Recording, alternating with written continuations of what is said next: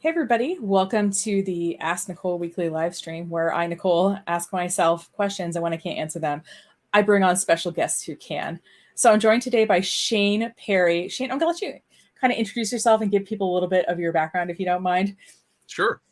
My name is Shane Perry. I work for a large healthcare system in the state of Maine. I am an APR. I'm an accredited public relations professional.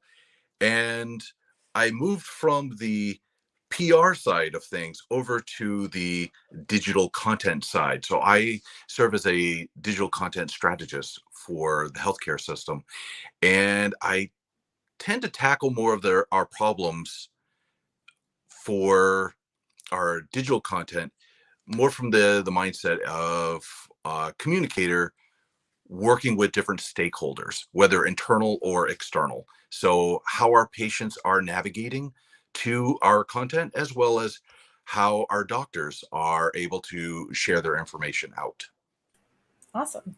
Well, and kind of Shane and I are coming at sort of search engine or searching stuff from two different points of view, which is fantastic. And he's the one, by the way, we need to give him full credit for today's topic, which is no click or zero click SEO, depending on who you talk to.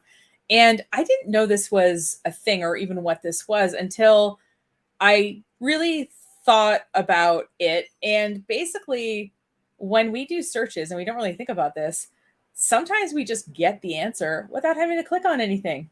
Hence the no click. And the example that I saw in several SEO videos was like when you Google how tall is the Eiffel Tower, it just tells you. You don't have to go to a website and see it. And there's also, other information we can get. And I was like, okay, as a small business owner, I was like, oh, what is the phone number to Anchor Space, which is my co-working space? And that is indeed the correct phone number. So yeah, I don't know. Shane, is there any other parts of this I'm sort of like glossing over in terms of Oh, like this as an idea? so now if we were to use Google as our example, there's a whole number of tools that Google makes available within the search result page based on what you're asking for. Now, like you gave an example of like, how tall is the Eiffel Tower? Sure, we have some very basic information. This is what we want to give you. But now, what if you were to say, well, how many, how do I convert like meters to feet? Well, then it will pull up a calculator for you. It's already built right in. Um, if you're looking for a particular phone number, you're able to see that. But now, what if you're looking for driving directions somewhere? Being able to see a map, get driving directions. Um, do you even know if your business is open? These are all big things that Google makes available within the search page that your customers don't even need to click on your website to get to be able to find that specific information. And I know probably people are watching and saying, but you guys, you marketing people, or you told me for years that I need to make sure my website is great. And what you're saying that they're not even going to my website to get the information. And before we, as we were talking about this, I was like, I guess I do a lot of searches where I just see the answer. And I found a stat that 65% of searches ended without a click. Mm-hmm. And depending on who you ask, it seems like around that 50 to 60% mark. And A that you have lot. from 2020. Yeah, it's up They're higher now, probably. supporting around 2020 when the pandemic was in full swing. That number went up. We saw a big increase in a lot of people having issue with um, say your website put one particular phone number, but they grabbed a different phone number from somewhere else on your website because it wasn't categorized correctly. Then all of a sudden you have people calling the wrong phone number, even though they can click on the button that says visit their website. It will give you the correct number, but it's displaying a different number. I was trying to call the general switchboard of a different hospital system, not the one that you work with, and I got redirected to like so and so's office, like a physician's like somebody's practice, and I was like, I was completely, and I was like, no, I googled it and I clicked on the number, and the woman was, oh yeah, this happens. Let me transfer you. Like, I think this kind of stuff is really common with the larger businesses, but even if you're a small business, like some stuff could be wrong. Someone could ask if you're open. Google could say you're not, but you are. Another common issue I know on healthcare side, one of the big problems happened when people were looking for where can I get a COVID test near me. Google did not even check with a lot of businesses. They contracted out with a particular firm out in California that scoured through people's websites and different phone numbers. And if they weren't sure, they might call a number. And if someone, whoever picked up and just said, "Oh yeah, sure, we do that," they plugged that in there, and it was up to you to correct that information. I can't tell you how many people were contacting one of our rural medical practices in the middle of nowhere, Maine, asking us like, "Well, what time can we come in for a COVID test?" Yeah. Yeah. It's, oh, I can imagine. Oh, yeah. The pandemic. I'm so sorry. It must have been really rough. I can't imagine. You, but yeah. but the benefit to this, though, a lot of people tend to also ask, well, when it comes time to doing like our SEO type work, what is the value of it to my company? Like, why should I really care? And you got to take into account not just your loss in possible revenue of people not contacting your business correctly to be able to set an appointment or go to purchase your services or to visit you, but how much time is being taken away from your employees having to reroute things for other people, or being taken away from them being able to do their job. Right. And obviously this kind of thing is good user experience, right? It's good for us to just go into Google and just get the phone number without having to go to a website and figure out where on the page that phone number is. But if it's wrong, it's bad. Yes, It's it's it's not it's becoming one of those trust signals as far as if your information is at least accurate or up to date on Google, uh, then people will see it as a reliable indicator of your business of being legitimate. I would say what, maybe five, even 10, maybe even 5 years ago, look at the number of businesses. If somebody wasn't even listing that their business had social media, how much of an impact that had on their business as far as even being seen as a reliable business or trustworthy. right, completely. Because, and I know that hearing this, especially if you've spent a lot of time, if you're like me and like I've written a lot of blog content and all that, I've been trying to get people to my website. This sounds like a giant bummer, but really, the fact is you want to correct this stuff, because if your customers are getting their information this way, like it's costing you as a business time and money with whether it's employee productivity from them answering phone calls that aren't ever going to be customers to, maybe while they're answering the phone, you missed a call from somebody who could have been your customer. So either way, like time or money, like is being lost when stuff's wrong, and it's making you look bad, like you were saying. So Right. Shay, now you were talking to me about this when we were preparing for this yesterday. The fact that there's different intent when people search things, and there's some different categories of intent. Can you talk a little bit about that? Because I think that that's really interesting for people to know.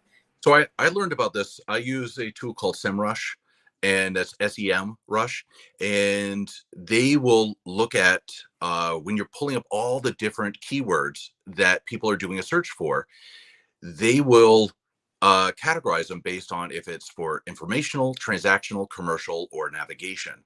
So the difference that they give as, or one of their examples. So say if somebody types in uh, I'm looking to buy a Subaru vehicle, right? So I might type in Subaru dealership near me or Subaru. I'm going to get probably, this is me spitballing without searching this, I should get probably an ad for Subaru or any dealership that's already putting out an ad. I should also probably see a Wikipedia page that will be talking about the history of Subaru and so on, as well as anything else that Google will say is your best results for learning about Subaru Yeah, without other intent. general information, Wikipedia, Right. yeah, like If auto magazines, maybe like a general, like, yeah, history of Subaru, right. something. But now if I put in, say, I want to buy a Subaru or buy Subaru, say Outback, that is now going to be a transactional keyword search intent. So it's going to try to pull up the type of pages that is going to help me maybe car dealerships might not be the best example, but because trying to buy them online is still a relatively new thing. But the whole point is, what pages on my site are going to be best for getting me to that conversion point? How can I be able to make that purchase um, as quickly as possible? But now you also have a lot of people that might not be. I might just want to say, well, where can I buy a car? Or better yet, what's an example of a good car? Well, now I want, for that search intent, say I want Subaru to pop up as my result. So now that's a keyword that I want to be putting some money behind. But now, what if you have people where it's like, well, what's really the difference between, say, a Subaru and a Nissan, or what's all-wheel drive versus four-wheel drive, or where you're trying to compare something? That's where they'll categorize as commercial intent. So that's where you might get more like reviews, more blog articles talking about the differences of things and so on. And so you're going to get very different type of results. If I'm looking for navigational, that's when I start looking for very common, like if I just type in, say, Dunkin' Donuts near me, or say Subaru near me, or any business, you're going to find your local businesses. And that's also going to populate on that page things like, here's the business listing, here's a map, here's their hours of operation, here's their phone number, would you like driving directions to find them, here's their actual address to get to them.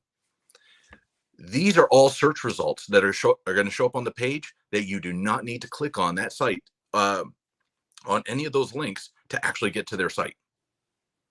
Yeah, and I know that there was this book called The Filter Bubble that came out, gosh, like, I don't know, 12 years ago or something. And it was this idea that if you search for something and if I search for something, our search pages would be different because it's, like, you read travel blogs and I'm more of like a news junkie, but I think this idea even further is like, okay, not only what is this person interested in, but like, what's this person's intent? Even if you're the same person doing the search, your pages could look completely different, which makes a lot of sense. And, this is a good point to say too, that you might ask yourself, well, besides my website, where would it be pulling this information? Well, it could be pulling it a number of places, but Google, and then you said Apple Maps, right, is what kind of has the business listing, and Bing, right, are kind of the three kind of big places that people are searching for information. I don't know. I'm guilty of sometimes just thinking about Google because I use Google, but that doesn't mean everybody does. There's I don't know if have you seen a lot of differences between these in terms of what shows up for the companies that you work with? It just ends up showing with different problems. Got it. A lot of times it's not a streamlined process of me being able to do like a batch fix for all of them if you're dealing with a lot of different business listings. I mean, I oversee a few hundred different listings, and having something like multiple different tools, that makes it a problem that or a challenge that spreads out quite a bit. So like some of the things I noticed where Apple really puts more of an emphasis on their mapping. So with a business listing, how it shows, and then the business phone number, where they pull some of those from, I don't know. Because we had a recent issue where we had one location where the main phone number was pulling from some obscure location from an old website that we don't even use anymore. I don't know how they found it, and it was to somebody's office phone. And so all these main calls were coming into this one person, and it started like 3 weeks ago, and it was just nonstop. And Wow. a lot of digging, and what we found was, after asking people, "Hey, where did you find this number?" and on their phone, when they would type in, say, the hospital name, it would come up and it would give that phone number without them clicking on it. Even if you click on it, it will show the correct phone number, but it will show the map on Apple and the old phone number. But you sleuthed it out, you figured it out, which is awesome. And obviously, like, wouldn't it be easy, right, if all these companies just use the same markup code? But no, they No. all use different ones. Google uses schema.org, Yep. right? I think Apple's is called Apple Markup, I think, from what I found online. Um, And then there's Bing structured data. Are those the right? I think so. I'm still Yeah. learning a lot of these Yeah, totally. developers I work with, and uh, a lot of them, it's like, okay, you guys help me because some of this is completely out of my wheelhouse. So I learn as I go, but Mhm. I tend to ask a lot of the very simple questions that Right. Well, that's like, well, everybody does this, and it's like, okay, well, and it's just this idea that basically within your website code, if you wanted to signal a particular phone number, there was a way that you would do that in the structured data, right, of your website that would signal to the search engine that yes, this is the main phone, like this is the phone number we want people to call. And that code is different depending on which search engine is reading through it, right. which is completely annoying and can give someone like Shane a pretty busy work day. Especially if you doctors' offices still use fax machines and you don't flag your fax machine number correctly on the back end of your website. Google does a pretty good job of making sure that it does not pull your fax numbers. Not everybody's Google though.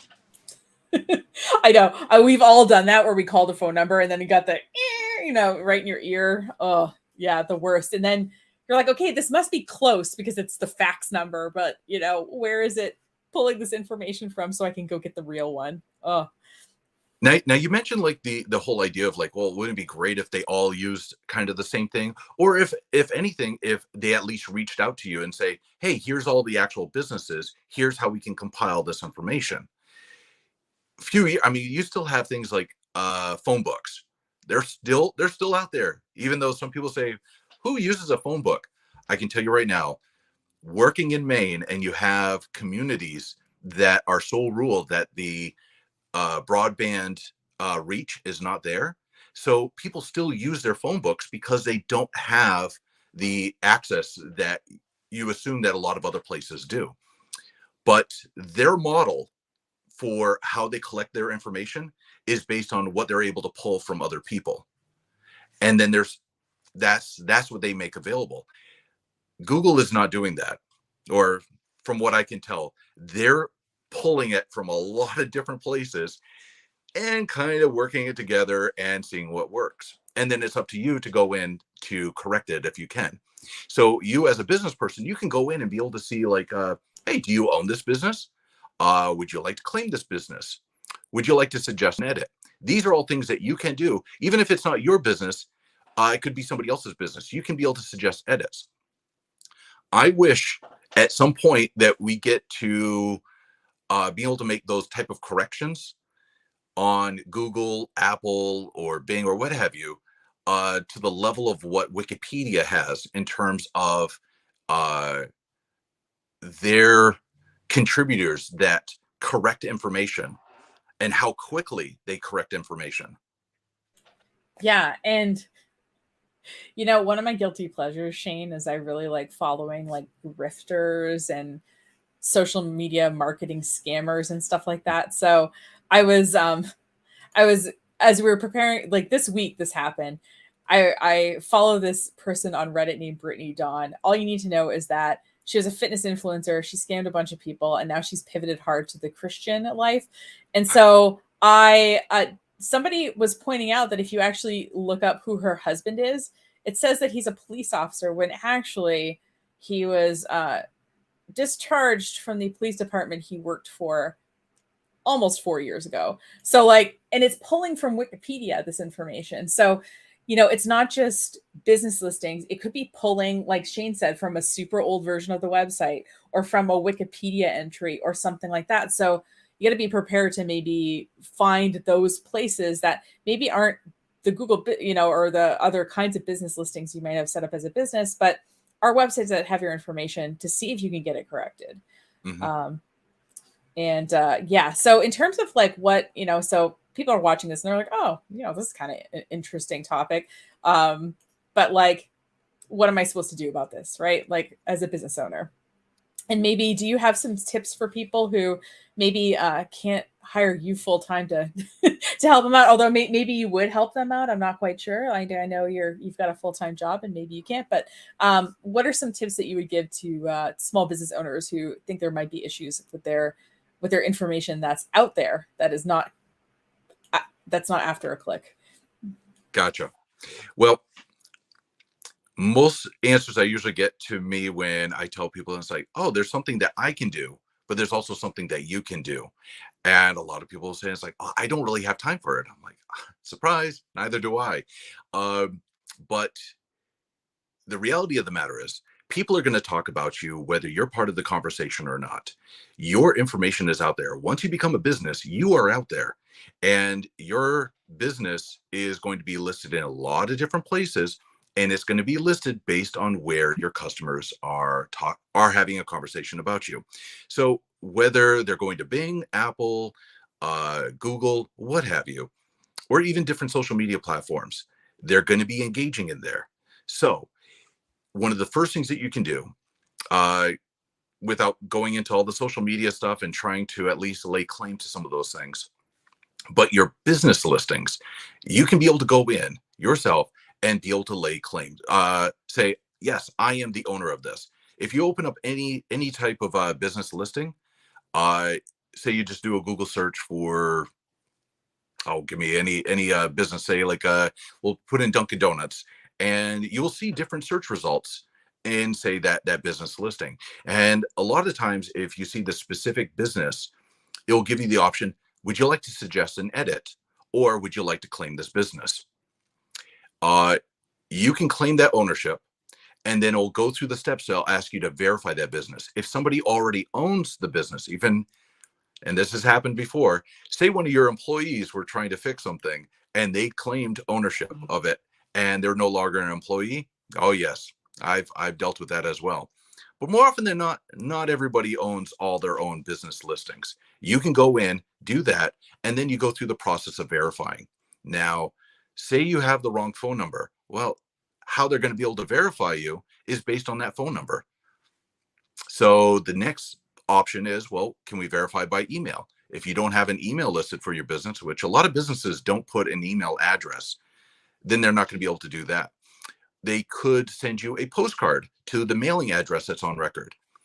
That usually takes about 5 to 7 days. It gives you a verification code. You can put that in. Great. You claim ownership. If you can't do that, the fourth step is you can do a live session with a video with your phone in front of the business that will geotag. You can show yourself in front of the business and say, hi, I'm Shane. Yes, I own this. You could show everything from like, hey, here's my ID. I have the key to the front door. Here's me opening up the door and so on. We just did that recently with one of our practices in Portland, Maine, and it worked out great. Google was very responsive and were very helpful. Once you have the ownership verified, then you can go in and start making changes to your business listing. So everything from really the most important things. So what are the things that people are not bothering to go to your website to click on? That would be things like your hours of operation. What time are you actually answering your phones? Say you have holidays coming up. You can put in special hours like, hey, we're going to be closed on, say, Christmas and Thanksgiving. You can be able to put those in long in advance. So that way Google will actually flag those like, hey, they have special hours today. They're going to be closed. You can also put in ways of, say, multiple different phone numbers for people to be able to reach you. So say you might have a a 1-800 toll-free number, or even your regular office main number, as well as being able to fix your driving directions. Now, sometimes just moving uh, the pin in your map to where your business is located doesn't always fix it. One of the best things you can do is fix that on the Google business listing. It used to be called Google My Business. Now it's called Google Business Profile. And you can also be able to give access to, say, some of your employees, to multiple different people, to be able to go in and make minor changes. Usually it's going to be just with the hours of operation, but also to be able to respond to people, reviews, and so on. But we're going to digress and talk about quite a bit more in that regard. So just looking at what people are not clicking on and that you want to be able to fix, that would be your first number one thing. The second most important thing is making sure that what you change and what you have on Google does also match what you have on your website. Yeah, absolutely. Yeah. And, and if you need to fix the website, like I said, if there's markup code that will Yes. allow you to signal the right things to the search engines to draw attention to the right things. And, and you and I too were also talking yesterday that a lot of these business listings, like you're talking about, in addition to having those kind of hours, website, phone number kind of things, also have things called attributes where like you can list that you have free parking or that you do takeout, Right. that kind of thing. And applying, putting as many of those as possible, because obviously if Google is like, has a field of information that says, offers takeout and you've used that field of information, well, if the person is, looking up, take out near me, um, then you're more likely to come up. And yeah, and you were mentioning too that part of what Google and people look for is consistency. Yeah. So if it's different, if you're listing something and then you're sort of trying to, get rid of it somewhere else, Google or any search engine will see that as a disconnect. And also people won't like it either because they'll feel like you're trying to maybe be duplicitous. So if you're not indeed LGBTQ friendly, don't Yes. list that you are. Don't make list Right. it and then try to hide it because yeah, they don't like that sort of thing. That's a new one that they introduced in a few years ago. They did introduce a way for, say, restaurants to be able to list their menus. So you don't even have to go to their website to view the menu. They can do like a link to their menu from the website, but you can also put in your list of your services or what you offer within Google. So without even going through the website, being able to make it more accessible, but people can find the information through based on, say, like a search. Right. And I don't think any business owner would be mad that we didn't click through to their website to get that information if we Right. became a customer, right? Like we as business owners, like we don't care. Like however you become a customer, if you find me on YouTube and then click through to my website and become a customer that way, or if you walk into my one of my co-working spaces and we talk and you become a customer, I don't care how you got to me. I want to make sure you have the information wherever you're trying to get it. But where they might care is where they're spending money for advertising through certain platforms. And all of a sudden you're finding, hey, I'm not, our traffic is not coming through that particular platform like like they say they are. Oh yeah, that's definitely had I know I have clients who are, they pay an exorbitant amount of money to be in this like fancy bed and breakfast society or something that gives them a click. And then I get to break it to them. Well, they sent you 10 visits over the course of last year and each person spent less than 60 seconds on your website. Like, Mm-hmm. I And don't, none of them converted. Yeah. And yeah, then, yeah. And we were talking kind of before this, another thing, easy thing you can do too, is do some common searches, about your business and these different platforms and see what comes up. And, you might find, oh, it's pulling from this Wikipedia article. I can fix that. It's pulling mm-hmm. from this Bing listing. I can claim my Bing listing and fix that, Another common one, especially if you have like, say, a CEO or a lot of your employees at your companies too, if somebody does a search on a particular business, LinkedIn profiles have been a big one coming up in information searches. So if the owner of the company, the president, or some of your executives, if their information is not up to date on their LinkedIn profile, and this happens quite a bit, especially if you pop up in the news and somebody wants to find out, hey, tell me about Nicole Willett. What comes up about Nicole Willett when you do a search for her? And all of a sudden, it might have, say, the name of your old business or your LinkedIn profile wasn't updated. That recently happened with, well, that not recent. This is a few years ago, but this happened with an executive that I worked with, and he was on the news, and I did a quick Google search for him, and what came up was his LinkedIn profile, and he hadn't updated it in since in a long time. So it was one one of those things where it's like, if somebody was doing a search for them, it was not going to go to our website. Mm-hmm. We had a full profile on our website. It was private. LinkedIn had a better, I guess, authority as far as how Google was seeing it.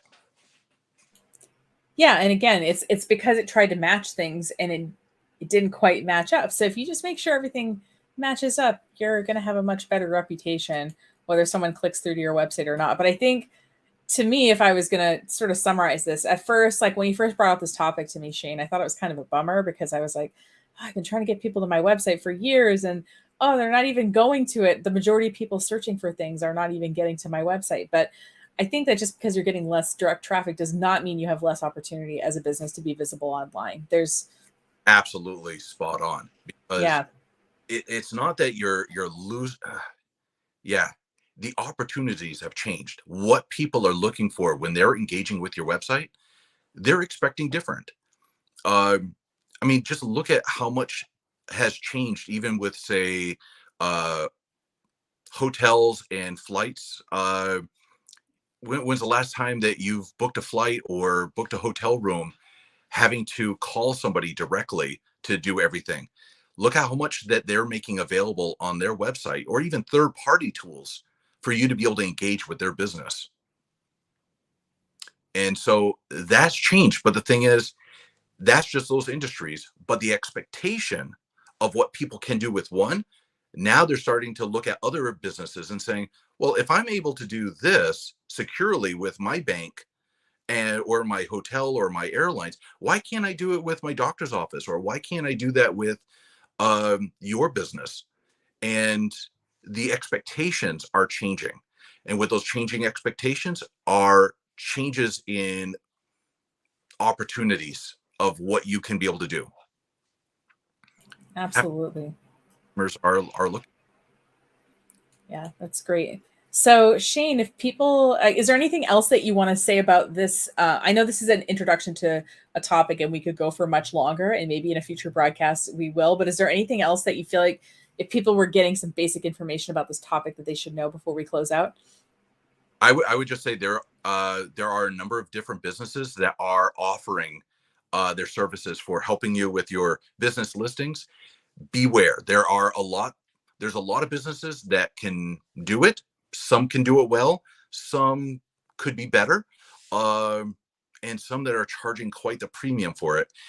There's quite a bit that even you can just do at a bare minimum, um, and the more you're aware of what can be done, the better you are to be able to gauge what you're willing to pay somebody else to be able to do.